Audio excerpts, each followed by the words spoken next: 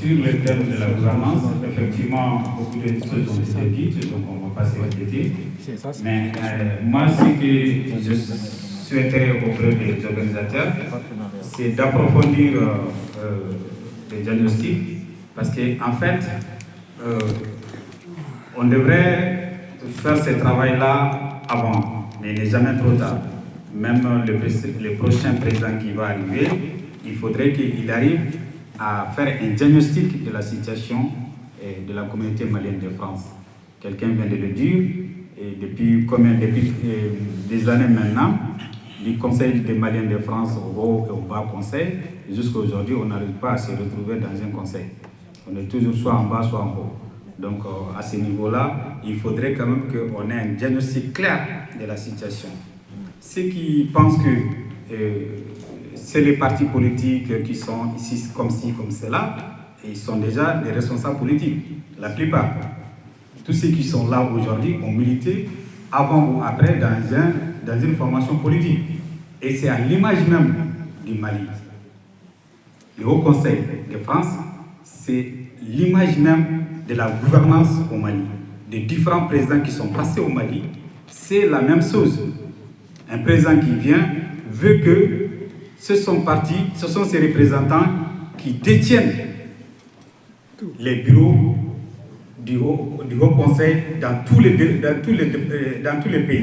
Ce n'est pas la France seulement. Hein. Et tous les présidents qui se sont succédés, regardez les différents présidents du Haut Conseil des Maliens de France, voyez leur appartenance à des formations politiques ou pas, vous trouverez qu'ils ont tous été affiliés au président en place. Si tu n'es pas affilié au président en place, même si tu gagnes les élections, tu ne pourras jamais en tout cas, tu ne pourras jamais travailler. Ouais. C'est ça qui a provoqué la division dans la communauté. Moi, je soutiens tel président. C'est l'autre président que son élément a passé, je ferai tout pour casser l'autre afin qu'il ne puisse pas travailler. C'est ça l'une des réalités aussi du Mali. Donc, ce n'est pas la France seulement. Ce travail-là, nous devons tous le faire.